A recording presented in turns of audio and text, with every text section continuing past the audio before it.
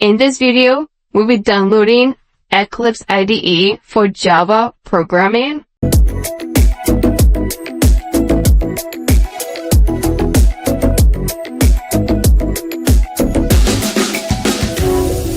Okay. On your browser, go ahead and type www.eclipse.org.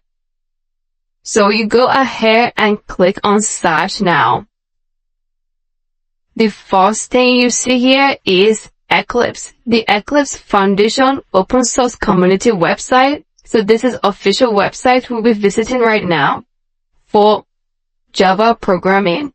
Go ahead and click on this now. Okay, a new window is entirely open for us. Go ahead and click on Download.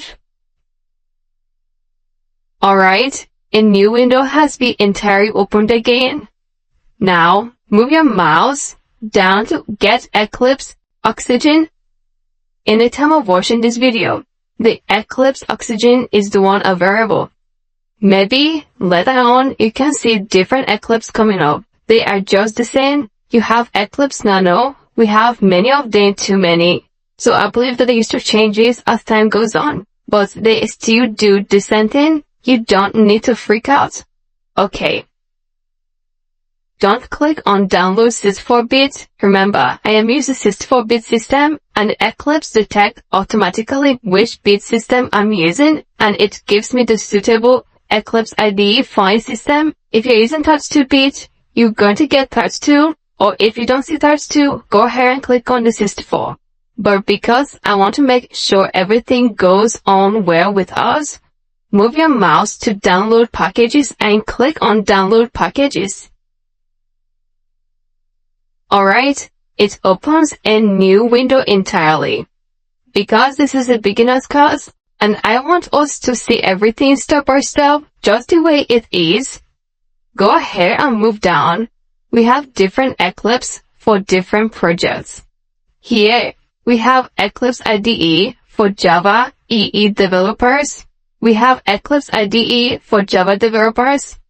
We have Eclipse IDE for C/C++ developers, Eclipse IDE for PHP developers, Eclipse IDE for Eclipse committers, and Eclipse IDE for JavaScript and web developers, Eclipse IDE for Java and DSL developers, and lots of more. So we go down, you still have lots of things.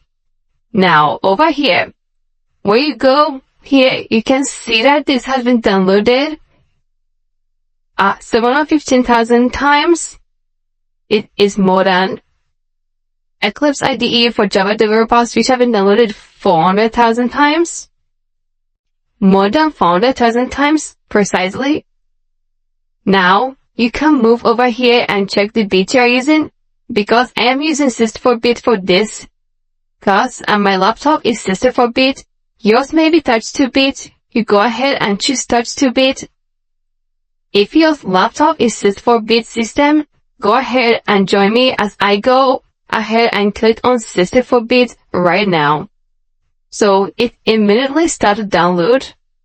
Then, for you to proceed to download, you go ahead and hit on download right now. We are wasting time. You can see that it is currently downloading. Eclipse IDE G Oxygen is going to be in a zip file. Now, you can contribute to Eclipse community because it is open source. You are not paying for this. I hope that is clear. Okay, this is all about downloading Eclipse. Let's go ahead and see how we can use Eclipse for our projects. Eclipse has completely downloaded and we can see this here, Eclipse JIGE Oxygen. 32-bit, 64-bit, see all there. They are compatible for both 32-bit and 64-bit. Even though I click on 64, I still go for both Windows 32 and Windows 64. Go ahead and right click on this. You left click and you extract everything here. is going to extract all of these right here. So, it's not gonna waste time. Alright, now we've extracted Eclipse right here, and you can see there, just here. You can go ahead and open this by double clicking on it, and you have your folder right here.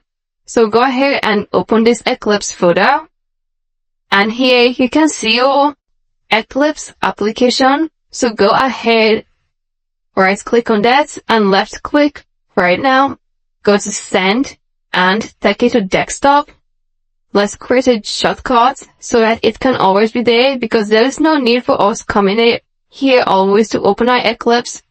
Go ahead and hit on desktop. You can close all these right now. Go ahead and close all these things.